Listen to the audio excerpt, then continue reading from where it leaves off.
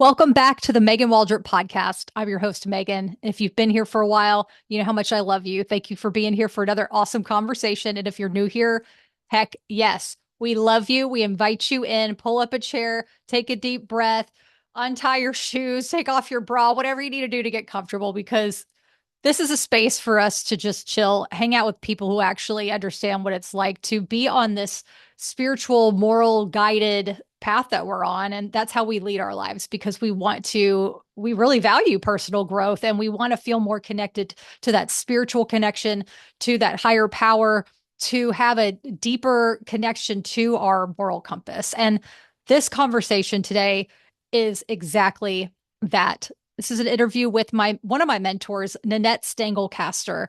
And what makes Nannette super interesting is that she's a woman that leads with so much heart and integrity. And not only that, she grew up in a very challenging environment and was able to bootstrap herself to a business that went from $0 to multi-millions of dollars. She's worked with NASA, just to name drop a company that she's worked with, and she is a consultant for numerous others and mentors for many other entrepreneurs out there. And this conversation I love because, yes, this podcast, we talk about spirituality a lot, and we're going to talk more about breath work and energy work and what it feels like to feel more connected to your higher power, whatever that means.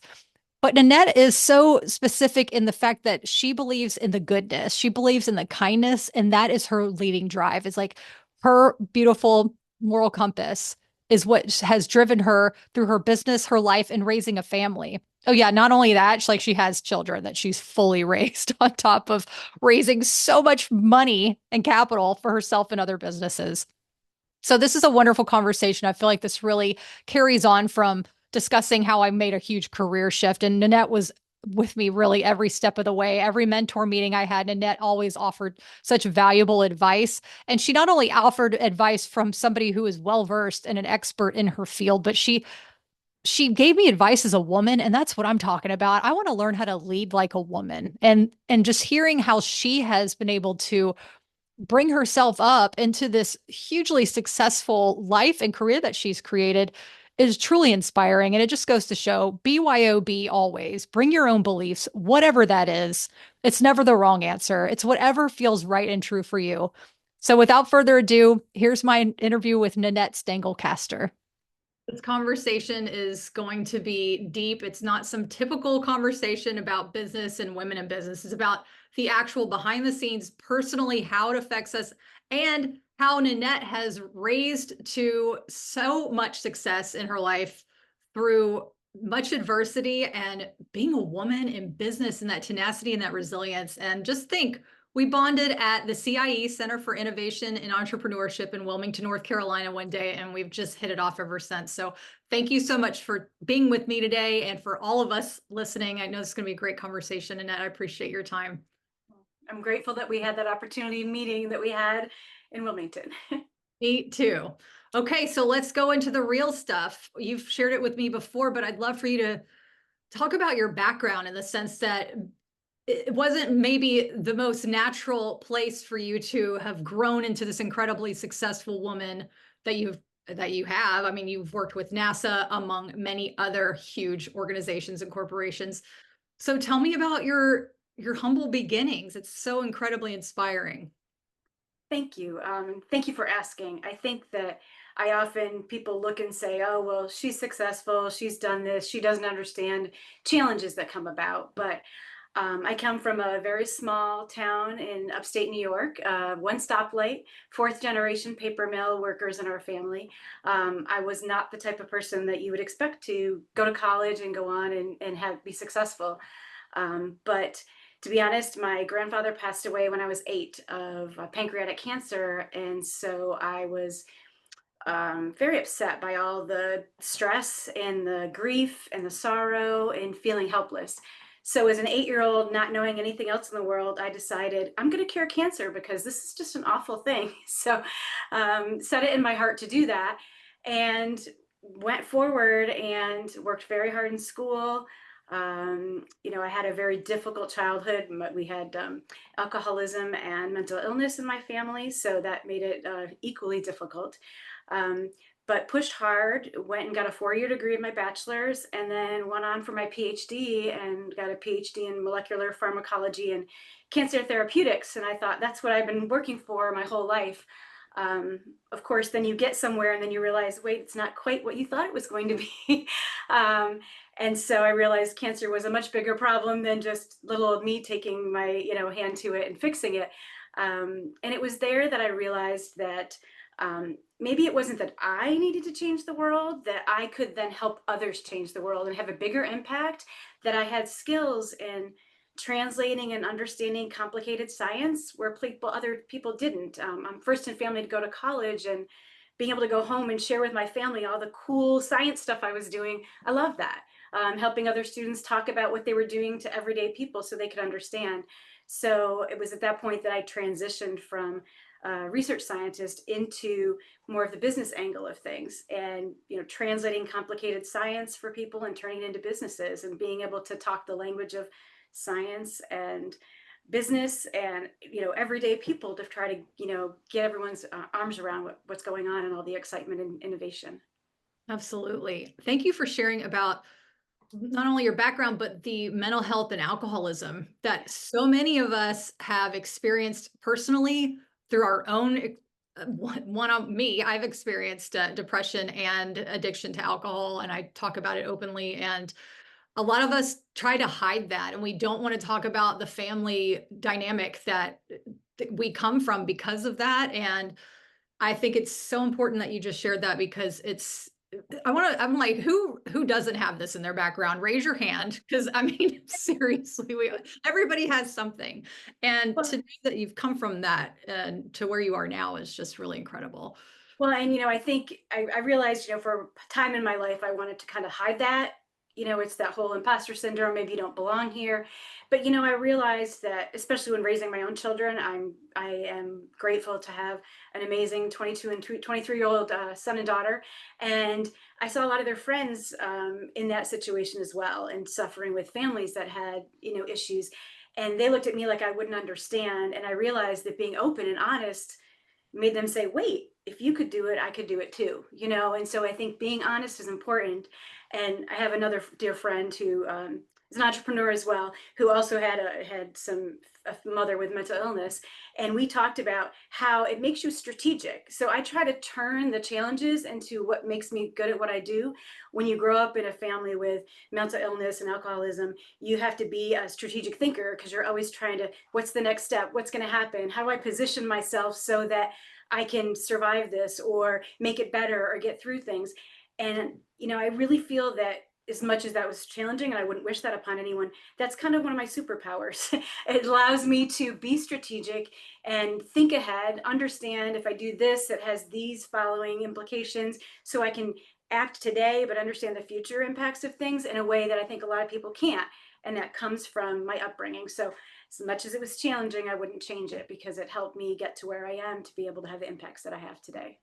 Totally. And the compassion is there. And also, like you said, it's kind of like getting organized and figuring out, where am I going to put my energy? How am I going to save what I need to use, my tools, my skills that I'm learning, and to make sure that I'm investing it in places that are worth my time. And I can see that it's going to also give me value of the value that I'm giving back. And I feel that really reflects a lot on the fact that you raised 2 kids while you're doing all this. You're excelling as a woman in business, which is a whole other conversation of having to make sure that your voice is heard at some of these big conferences and roundtables and these meetings, but you're able to have a solid foundation for your family. And so I, if you could, is there something that stands out to you of the values that you use for your business ethic, and how you've raised your kids in that way, and how you've helped them navigate how to make decisions and really trust their gut on that? Well, it's one of those things where I want to be able to lay my head down at night and be comfortable with the decisions I made, and not look away from decisions I've made. I think sometimes in business we do things and we say, ah, I don't like that. That feels bad, but I'm just going to go on and do something different. I can't do that. That's just not who I am. And honestly, as a business leader and as a parent, it's by leading by example. And so if I can't make those decisions, how can others make them? How could my children? How could my employees? For me, if I ask my team to work with somebody that I think is difficult or uncomfortable, that's not fair. If I don't want to do it, I'm not going to ask my team members to do it. And so it makes me be closer tied to my employees and my team. I refer to them as my team and my partners and everything. And so it's really important that you're comfortable with that. And I think as a business owner and as an individual, what are your core tenets? What do you believe in? What are your ethics? And make a decision on that of where they are. Be open and honest about it. You treat others as you want to be treated. That kind of guides my my models and my roles, which seems simple, but it's actually to stop and ask yourself that question and say, is that the right thing to do? I was recently at a conference and someone said, think twice. And I think that's important. Sometimes we jump at things, especially in business. If you're struggling and an opportunity comes along, you want to take the opportunity because you want the revenue, you want to do what's there, but stop for a second and say, okay, yeah, I want to take it. If I do take it, what happens next? And you don't always know when you can't think it out, but I do think that taking a few minutes to be thoughtful and make sure that the work aligns with what you want to do and what you want to be and what your legacy is really important. Oh my gosh, yes. You've hit on so many great points.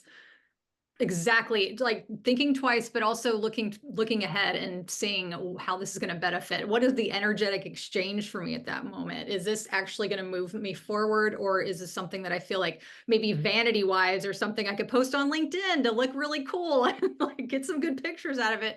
But really, how is that actually going to help me and do the work that I want to do to help others? So, can you give me an example of one of the values aside from treating people as you'd like to be treated that you seem to come back to, especially as a woman in business?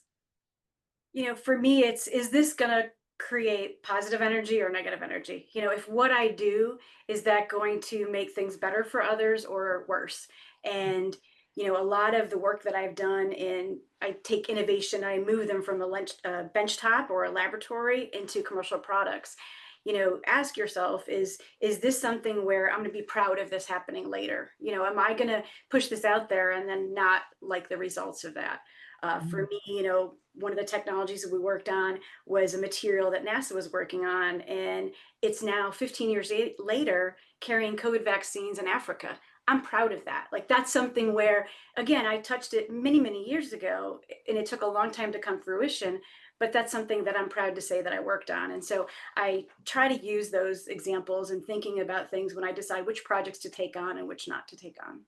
Wow, that's so remarkable. Can you give us a quick list of some of the most proud accomplishments that you have? I know it's a quick Oh list. my God, that's a really tough question. It's funny. I mentioned that one example because it hits home.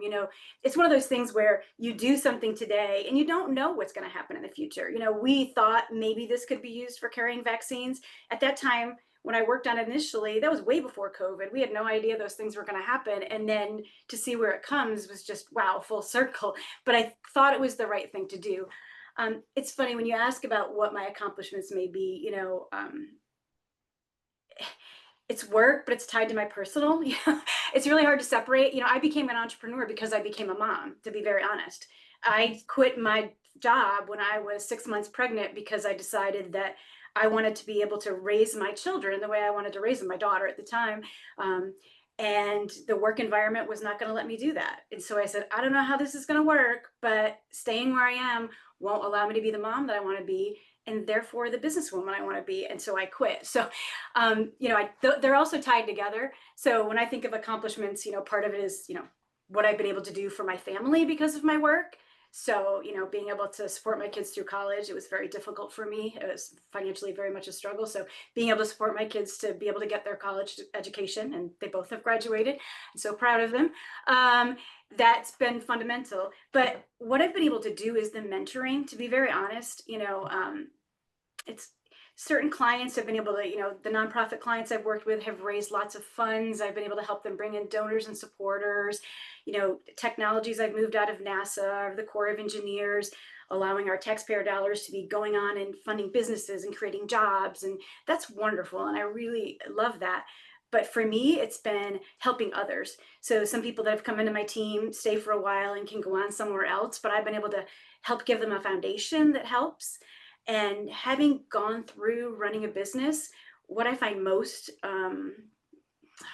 exciting now is advising and mentoring and helping other entrepreneurs and small business clients, because I didn't have that support. I was a PhD woman, business owner in Research Triangle Park in 2000. There weren't many of us there, and when I was pregnant, forget it, there was no one else like me in the room. So I didn't have a lot of support, to be honest, and when I was starting out in things. And so now what I find most rewarding is being able to work with a lot of entrepreneurs, many women, underrepresented entrepreneurs, but all types of entrepreneurs, and help them achieve their dreams and how to move forward, but also to be practical and pragmatic. I can appreciate where they want to go, but I also think about where are you now and how are you going to make it till the end of the month, not just how are you going to make it 3 years from now. And I enjoy being able to bring that to others and then watching them grow. Just seeing others and the success they can have, if I've been able to help in any way, just brings me great joy.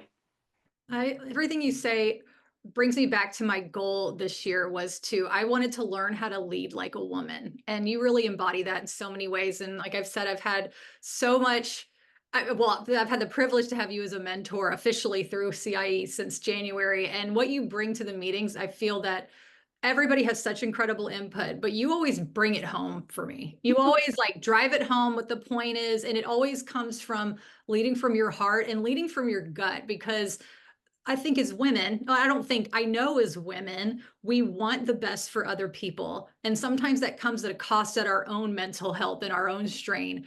And what you've always turned it back to was asking me, is this something that you truly want to do? Does this really align with what you want? And is this worth your value, your time? Because really, if you're going to give, and you're not getting that value in return, then you're just going to get burned out and want to walk away.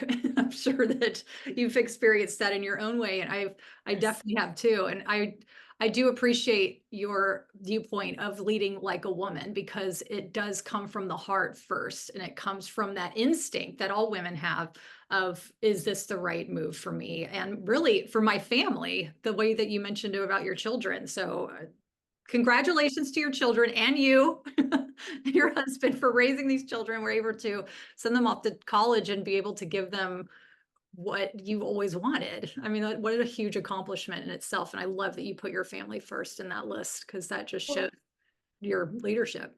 well, I mean, like I said, in doing this, it's not just me alone. Having my husband, my partner, has been foundational to this. I can't stress that enough. Having somebody, and it doesn't have to be a spouse, if mine is, but it doesn't have to be a spouse, but some partner that you can share those ups and downs with. Because for us, as an entrepreneur, it's like a roller coaster. And the two of us, being able to manage that together, and his belief in me and what I could do for other people and for the world and for my kids, and has been critical in being able to believe in myself when maybe he believed in me when maybe I couldn't believe in myself, and helping me encourage that. That's been really important. Um, but I will tell you, there's definitely been times when you talk about leading as a woman, being a woman business leader, where you catch yourself, like, where, oh, maybe I need to behave like something else. Like, for example, I've just recently become an investor. I'm starting to be a startup mentor and advisor, but I'm also an investor, which for someone who grew up not knowing where my next meal was coming from, sometimes is like, it means a lot. So I'm trying to do it very intentionally. Like, it matters to me. I'm not just in it to make a lot of money. I'm in it to invest in people that are going to change the world. That's what I want to invest in. And I'm finding that that's different. It's quite different. When you talk about venture capital and angel investors, many of them are driven that way. They also want to make money, and there's nothing wrong with making money. As a woman, I think often we kind of put that to the side. It's okay to want to make money, but I don't have to be greedy. I really believe there's a place in the middle where we can all do well. So, Mhm. but when I first started getting into investing in the last couple of years, I wasn't really finding my tribe. Like, I really didn't feel comfortable in some spaces. And so I had to look. At first I was like, well, maybe that's just the way it is. And at times I'm like, well, forget it. I'm just not going to be an investor. I'm not going to do this. And then I worked hard to find people that I agreed with on their principles, that were really into mentoring, along with giving money. It's not just the money, it's helping people along. And I was able to navigate to a couple of different groups. I'm an investor in Primordial and then Excel Ventures, which is a women-run fund, which I love. And I found people who have similar belief sets and really want to make a difference, are able in a position where they can now invest in other people, but they also, want to focus on the positive. It's not just about making the fastest buck. Wow, that's amazing. And congratulations on getting that to that part. I feel like this is, I mean, how many iterations of Nannette has there been? And I'd love to go back to the very beginning when you made that decision. I'm quitting my job and I'm going off on my own. Tell us about what that moment was like, and then some of the most important moves or events that happened soon after that that made you realize that you were on the right track, that you made the right decision. It was scary. So, 6 months pregnant, walking away from a job, including the benefits that, the maternity leave I would get. So it's additional pay. And, I was still paying off my graduate school student loans. And it was certainly not that it was a financially great time to do it. But again, I was like, if I'm going this path, it just doesn't feel right. And so I will tell you that the change happens in the discomfort zone. And the change that you make may be even more uncomfortable, but that's part of where you have to go. If it's really comfortable, it's probably not the right move. That's what I tell my kids all the time when they're going through something or struggling, is that if it's completely comfortable, chances are it's not the right place, because real change happens when you're uncomfortable. So I made the change and started, consulting, and decided, this is going to be the path. I want to schedule my life and my business around the way I want it to be, and make the decisions I want, and be able to raise my family the way that I want. So one of the most important things I did, and a lot of entrepreneurs and small business owners don't want to talk about this, but I got my ducks in a row legally and financially. And they may say, well, it's too expensive, I'm not going to do that. I cannot stress alone. And again, I'm not getting any paid commissions from any attorneys or CPAs, but getting your legal status in order and filing all your paperwork, I can't stress enough how important that is. It protected me and it protected my family from my business. So you think of it, oh, your business is you and it encompasses you, but financially they're two different independent structures. And whatever's happening with your business, I didn't want that to mess up or interfere or put my family at risk. So for me, I found a good attorney that I could trust, that I could have a conversation with. It wasn't transactional, it was relationship. And I still have the same attorney 22 years later, because I've been in business 22 years now. You find someone to do that, get your paperwork in order. And then I got an accountant as well, because you think you know what you're doing, but you need some professional advice about how do you set things up properly. Setting things up financially right will help you financially benefit from your business as well. So like in terms of what expenses you can write off, your retirement things later on, all of that is dependent upon setting up your books properly. So it doesn't take a ton of work for a long term, but right when you set up, get your stuff set up properly. And that has served me well, because the contracts and the opportunities I went after, I could not have done if I didn't have my legal status and my certifications and everything I did. By having those together, when the opportunity presented itself, I jumped on it, and I was able to take advantage of that and go after and, win my first, multi-million-dollar NASA contract. And it's one of those things where, by having things ready, I didn't know what was going to come. Like, at the time I'm, about ready to have my daughter and trying to manage things, and money's tight. And I could have just let that go and said, well, I'll get back to that. But by doing that up front and investing in myself and my business, it paid off in the future. But you have to do that. Take that extra, even though money may be tight, getting those things straightened up originally is really going to help you significantly. Okay, you told me that the first time we ever had lunch, that was one of the first things out of your mouth was say, you said, get legal and get your CPA in order. I was like, oh, that's so not sexy and fun. But I hear you. And the fact that it gave you confidence to move forward with your next steps. And I want to talk about confidence, because holy moly, multi-million dollar contract in NASA. So those are two things that are massive statements. How did you have the confidence to say, oh, I'm going after this as my own entrepreneur, woman in business by myself? What the heck? Like, how did you know, oh, I'm ready for this and I got this? And did you have doubts along the way? And what made you push through the finish line? Well, I mean, working along the way and working with NASA as a contractor, before with other groups and doing that got me expertise, got my feet in the door, let me get comfortable. So do what you do and, build your expertise. And then when the opportunity presented itself, at first I was like, oh, I can't do that.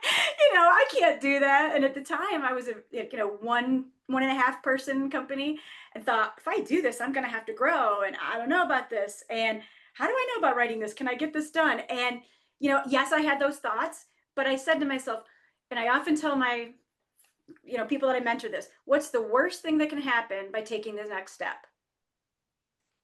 And so I said, okay, Nannette, you tell everybody else that, tell it to yourself, because, we're often worse for ourselves than we are for others. And I said, I could spend a month working on a proposal and I might not get it. And I'm like, what's the worst that happened? I've lost a few weeks with my kids, but it gave them time to spend more time with their father. Is okay, they could manage that. And I was able to kind of keep up the rest of my work. So I would lose time. I basically was saying 4 weeks of my life, I'm going to be up to my eyeballs working on proposals and doing things. But is that bad of a loss? I'm like, can I take that? If it doesn't come through, can I live with the fact that I spent 4 weeks of this doing it? And I said, yeah, I can do it. And then I did it. And it worked. Yes, there were doubts, but the funny thing is as I was writing the proposal, everyone has all these ideas on how you're supposed to write grants, and there are guidelines. Every grant, request for proposal, RFP comes out. This is what we want you to do, and yes, you must check the boxes, absolutely, 100%. However, I got to know the customer, like, who am I writing this proposal for? Who are the people? I interviewed them. I talked to them. I understood, what is it that you really want? I understand what's in the RFP, but what do you really need and what do you really want? And when I wrote the proposal, I kept that in mind. And even though I checked the boxes, I wrote to their heart of what they wanted that I knew would resonate with them. And yes, like I said, made sure the financials were there, did all of the, dotting the I's, crossing the T's. But at the end, I spoke to them in language that I knew would mean something to them. I knew what their pain points were because I had, done some work with them as a contractor in the past. I knew what those pain points were. And so I wrote to those, I spoke to those. And when I did, it resonated with them. And they were like, yeah, we want you. We absolutely want you to help us fix our problems. Wow. I love that you went off script in a way. And Oh, because anybody that knows me knows I'm always off script. yeah, and that's the gift. That's your one of your superpowers. And it's interesting because I feel it can be intimidating to go off script and write to the heart of a big A corporation when you feel like, oh wait, do they even want to hear that kind of language, or they want to go off track, or do I need to stick in this ABC mentality of speaking directly to a corporation, which as an entrepreneur, I'm thinking, I don't even really know how to do that. I'm used to creatively writing but I understand that there's parameters, especially when it comes to the grants, and the fact that you actually went out of your way to include those pain points really shows how much you really were invested and cared about what they wanted their outcome to be. And that really gives me a lot of inspiration to move forward, because I feel like sometimes I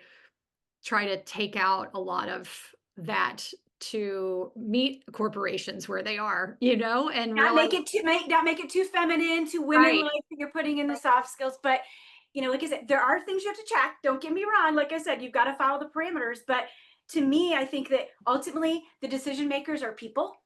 Yeah. We're all people. So talk to people that, the way that it fits. To kind of expand upon that, many years later, after I had many other contracts, one of the big contracts I went after, it was working with a government agency, but it was a B2B contract. And I had fostered a relationship over many years, doing network activities and just being myself, and putting it out there, not knowing if a contract would come from it. And this contract came 5 years after my initial meeting with someone, because again, kept me in mind that you're the kind of person I want to work with when the opportunity presents itself. Well, it presented itself. And, they had a request for a proposal and I proposed. And, I put in what I knew it was going to cost to do it, because I've done these things before. I know my space. I know exactly how much this is going to take, regardless of what they think. I just knew, having had my hands in it many times. And so I wrote the proposal, and we had the follow-up. I made it through the first round. There was a follow-up, and they said, well, Nannette, your proposal was by far the best. We loved what you proposed. It's on target, but to be honest, yours was also the priciest. And they said, why should we pick you? Mm. And I said, because I chose you. And they were like, what? I said, I don't work with just anybody. I work with people that I know have a potential to do great things, and organizations that have it in them to make an impact. I think you are one of them, but I know you need my help. And so I chose you, and that's why you should choose me. And Yes. I got off the phone and I was like, holy shit, I just said that? But so it was Yeah. kind of an all around moment. And what I realized was that that's really what it's about. Like, we always think of it, oh, please choose me, and as a entrepreneur, you're trying to get money, and it's hard. You always feel that. But sometimes we need to flip that script. You're worth it. And what you bring to the table is important. And if they don't see that, then it's not the right fit. Then say no. Like, it's okay. And it's actually beneficial to say no. It's hard because you can lose money in it, but I ended up getting the contract, doing really, really well, and having them add to it over time. So it was, a big win. But I was in a moment at that point in my life where I felt really confident, and I just was like, you know what? No, it's because I chose you. I could be doing other contracts right now, but I really think you got it. So I want to work with you. Wow, I love that, because I wanted to talk to you about negotiations and the fact that you lead with yourself. Hello. Why does that not seem like the most intuitive thing to do? But as people and entrepreneurs, or if you're working in a big company and you're wanting a raise and everything, to remember that you are the biggest asset. That is such a huge lead, because I know we can get wrapped up in numbers and, are we pitching the right amount of money, or am I asking for enough, or am I asking for too little? And some people have no problem asking for what they want. They just throw it out. And, there's a school of thought where there's certain individuals who think, oh, I have 7% of this. I have 7 to 70%, let's say, qualified to do this job. I'm going to go for it. I'm going to pitch it because I have the confidence. And there are people that are 99.9% eligible and have every single aspect, but then they feel, but I don't have that 0.01%, that 0.1%. So maybe I shouldn't apply myself. But it's like, dude, that person over there is way less qualified than you, but they are coming at it way more like confident. And so they're getting the job. And I love that you led with, no, I know my confidence. I know my worth. And you would be lucky to have me, as I would be so privileged to help you grow. Like, that was such a beautiful way to put that. There was no, I'm better than you. We are great together. Let's move forward with this. Yep. The two of us together will be better than the parts. And that's what it came down to. And that's how it worked. Oh, that's so good. But don't let me think that I don't have doubts. Like, so don't, because I do, there are many times that I do. And, like I said, I'm great at giving advice to others and mentoring other people. And then, I come home, and of course, I have my husband and my son and my daughter reminding me of the things, telling other people, because, you let your guard down a little bit more. And so, you have to go push past that. So I don't want anybody to think that, oh, if I have doubts, I can't ever get there. No, I still have doubts. There are things, and as I transition in my life to different projects and things I want to do, there are definitely doubts. Is it the right thing to do? I'm not sure, but it's, you just got to go for it. And Right. surround yourself with people who believe in you so that they give you the confidence to help move forward. Ooh, that's so true, because what they say, you act, or you take up the characteristics of the 5 people that are closest to you. Yes. And as a woman of a certain age, I'm 43, I've definitely done some weeding out of the people that I surround myself with. And man, it has helped my everything so much more. My energetic, just the space and what I can give, and just any doubts that I have, limiting my social media intake. It's all that kind of stuff. And I really feel that we don't take into consideration that part, really, what how it affects us when it comes to business, is the people that we surround ourselves with. Are we with people that actually are cheering us on? If not, we can find a new community. Shout out to CIE and every networking event Oh, in yes. North Carolina, because I never thought Wilmington, I would never have expected such an incredibly welcoming, networking type of town as Wilmington. Everybody is just so encouraging. Everyone wants to connect everybody with everybody else. It's beautiful. And other towns I've been in has been I felt isolated. I didn't really have anybody to talk to, and I didn't really know where to go. And it was very much like, who are you and what do you have to offer me? Then, this vice versa. So Wilmington is such a beautiful town for that. Wilmington's been great, and I live in Raleigh as well because I spend a lot of time in Wilmington and Raleigh, and there's a wonderful group, of women's, all groups, entrepreneurs, but a lot of women's specialty groups that are just terrific to be able to get the kind of support that you're looking for. It's funny, it just came to mind. Probably about 10 years ago, I was asked to give a talk at the Biotech Center about how to be a successful consultant. Because I've been successful, so what do you do? And it was when I'm dating myself. When David Letterman was doing 10 top 10s every night, so I'm like, oh, I'm going to do one of those top 10, tips to being a successful business consultant. And my number one tip was like, waiting, going through all the tips, get your ducks in a row, get your legal stuff. My number one was volunteer intentionally. And the whole room like stopped and they were like, what are you talking about? We're not talking about volunteering. And I'm like, volunteer intentionally. And they were like, well, explain that. And I said, well, I always volunteer. I really feel strongly that you have to give. I have been given many things in life, worked very hard, but not everybody has ample opportunities, and it's important that we all help one another. Every time I took on a business client, I took on a nonprofit and paid for their work. I mean, that's just who I am, and I think it's important.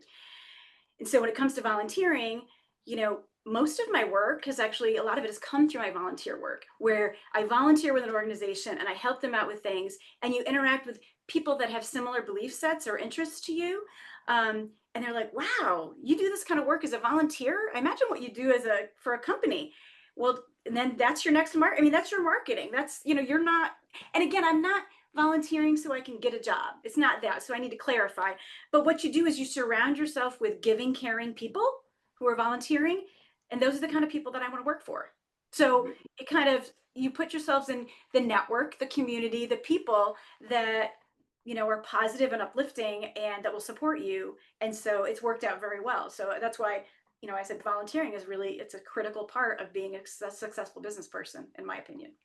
That makes so much sense because there's a lot of entrepreneur courses that I've taken. They always say, give your best stuff away for free. And this reminds me of what you're doing with volunteering. And it's because you want to gain trust, and not saying that you're doing it for any kind of incentive to get a job, but it's also that was a second nature for you to just do that. And then you get all this abundance because of your giving away that love and everything in your time for free.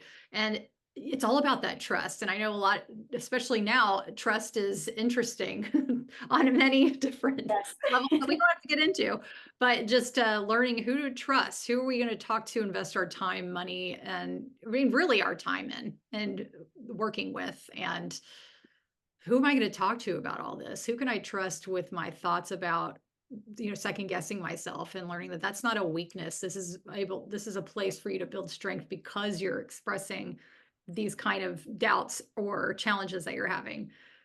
Oh, it's so good. I would love to segue into, could you explain what IVT is and how you and IVT help entrepreneurs?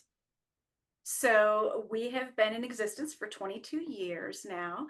And we work for years, we did a lot with technology transfer and helping move innovation from laboratories into businesses, and have done that for many years with large government contracts, NASA, Army Corps of Engineers, universities, companies.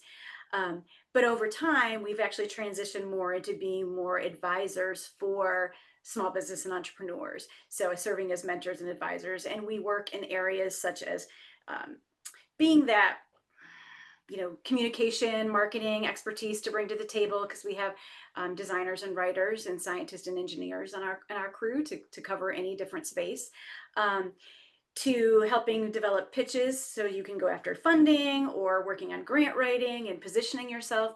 A lot of it is about being a translator. So like, as we talked about, I'm a scientist by training, and I communicate crazy scientific, engineering, complicated stuff to other people so that anyone can understand it. It's not dumbing it down, it's making it accessible to all. And again, working on that communication and impact so that you start to communicate your business idea in the way that resonates with your customers. So I spend a lot of time for helping companies with their positioning, their go-to-market, their operations. Again, a lot of these are smaller companies, and how do you make it work? But the communication and the positioning is really critical. And that's one of the first steps. Because people say I have a communication problem, but not a strategy problem, because they're willing to say that. So I help them with their communications, and then we delve into the strategy and their positioning as well. A lot of the positioning their product is not about their product. It's about the pain that their customers feel. And again, I think that helping small business owners understand, don't push what you're selling. What are you fixing? What problem are you addressing? And all of your verbiage, all of your language, your communication needs to go about, what is this going to do for others? Not what am I selling you, but what is what I'm giving you going to help you in what way? Like, how does it fix your problem? And so a lot of times, a lot of the businesses I work with end up needing to communicate that better. They think they understand it. I'm selling this. I'm like, well, I don't care what it took to get to that. Like, what's it going to do for me as your customer? And flipping that mindset around is something that it seems obvious when you say it, but if you actually look at the way people or companies and brands are positioning themselves, they're often not doing that very well. So I think that allows them to better position, better get customers, determine your better market segments, help you prioritize your resources and move in a direction. So I kind of do all of those things for organizations. Okay, love this, especially when you talk about focus on the transformation, not the problems that they have. They know what the problem is, but focus on what's it going to do for them? Like, how are they going to better their lives because they're going to work with you or get your product? Exactly. Can Yes. you explain what positioning means? Do you mean, for example, well, messaging, but for example, like your business card or your Instagram bio or your LinkedIn bio? Are you positioning your LinkedIn bio using words that will put you as a leader in this field or as this product being the number one? Does positioning mean getting involved in certain events or speaking events that has you set up to be the go-to? What does positioning really mean? It means all of that, to be honest. It's about figuring out what your authentic brand is and the way you represent yourself. If you're talking about an individual or smaller businesses where it's really around a single person, thinking of LinkedIn, people put, I'm president or CEO. Well, who cares? Like, honestly, if that's your like tagline, your title goes there, but your descriptor is, I'm president or director of this thing at this company. Well, what do you stand for and what do you represent? That's what I really want to know. So, why do you care? Like, what do you bring to the table? So, better representative of yourself in those terms matter. The way your about section on LinkedIn is described in terms of, is it all just, I achieve this, I achieve this, I achieve this? Yes, you need to have some of that, but what are you going to do for others? Like, what are you looking for and where are you going to be? I feel like, LinkedIn is a very, it's underutilized by a lot of small business owners. One, they figure, oh, it's just social media. I don't have time for that. But that's where the conversations are happening. That's where some decision makers are spending time. If that's where your market is, again, think about, who am I selling to? If your market's not there, then don't be there. If your market is on Facebook or TikTok or some other thing, you want to be present where those people are. That matters. But then not just selling what your service is all the time. Like, be an information curator, bring something to the table, like share what's going on, give, and people be like, wow, they really know their space, or they really understand this place. When I have a problem, I'm going to go to them because they're a trusted resource. And so when I talk about positioning, especially for individuals who are running companies or small businesses, you want to be respected as a resource in that space that you're trying to get into, because then people are going to come to you when they want to buy. If they don't trust you beforehand, why are they just going to buy something that you're selling? So I think it's about positioning yourself in that way, that you bring something to the table, you share in certain areas, and then the way you communicate is a positioning as well. Go to events and activities and things that relate to what you're doing, that have the customers. Again, if your customers are not there, like, what are you going for? Or whoever if you're trying to raise funds or investors that you want to interact with. But all of it is about building a relationship. The positioning is about building relationships properly so that the buy decision can happen much more comfortably for the customer. Love this. Okay. Yes, yes. And that was something else you told me was LinkedIn. You said LinkedIn. And I remember going, oh, I'm already doing so much on other social channels. And now I truly understand the value of LinkedIn because it is a completely different space than Instagram, obviously TikTok, Facebook, yeah, LinkedIn.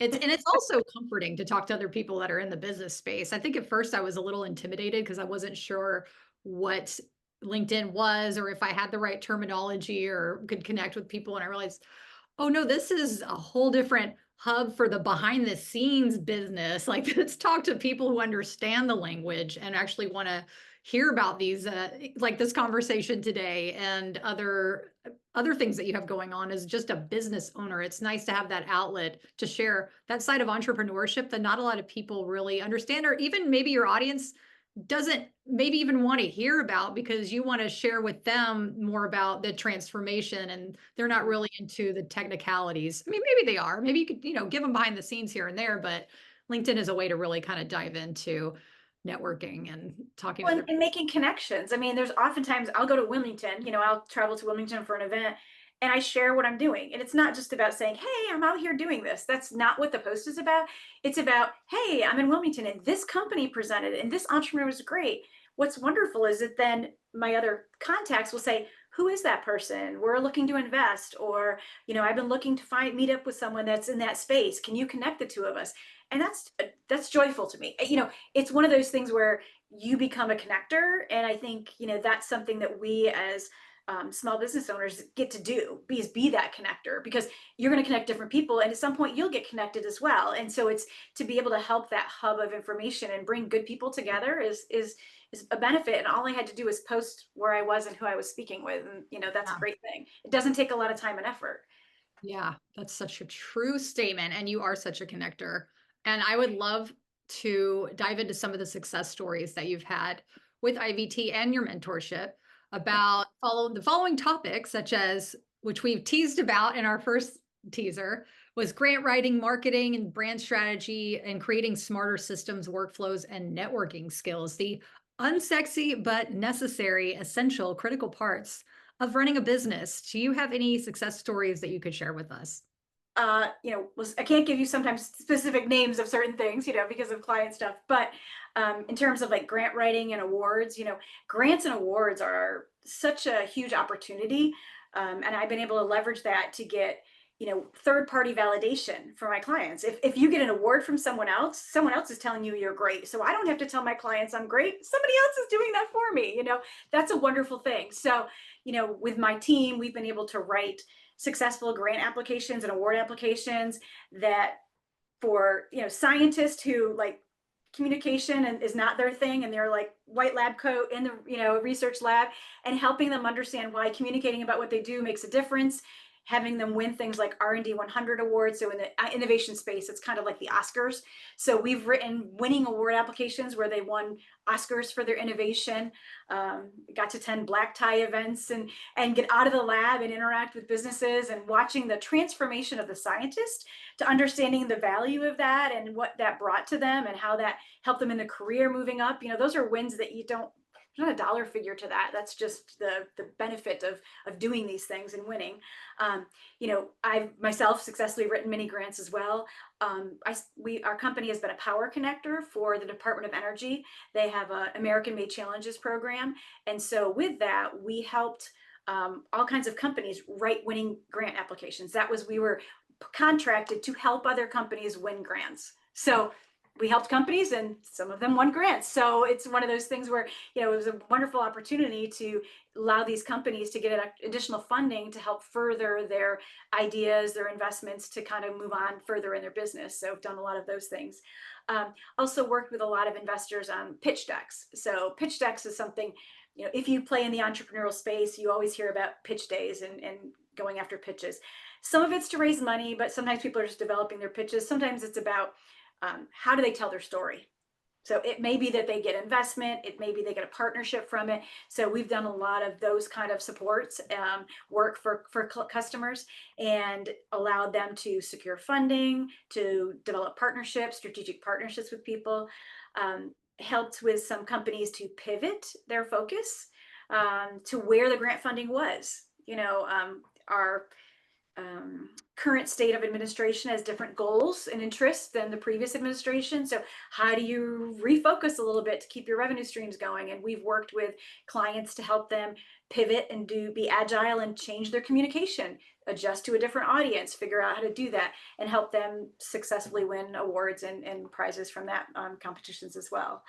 In terms of some of the system and operational things, those are not things that go into the success bucket of saying, hey, they won this, they did this, but have helped numerous customers, put in place, talk through what kind of accounting systems they need, how about communication and IT. My company's been 100% virtual all the way back to 2022 or 2002. I'm sorry, 2002. So before COVID, now that COVID, everybody does everything virtually. But so when COVID hit, we didn't have a blip. We just kept rolling along because we've worked virtually for the entire time we've been in existence. So trying to help customers think about, okay, what tools are out there that I can afford to set up so that I can get the communication streams right, get my time tracking together, make sure I've got all the pieces in place. So I've done a lot and work with a lot of businesses on figuring those things out as well. We also have an arm that does a lot of data governance, data collection. A lot of people are doing all these new apps and different things,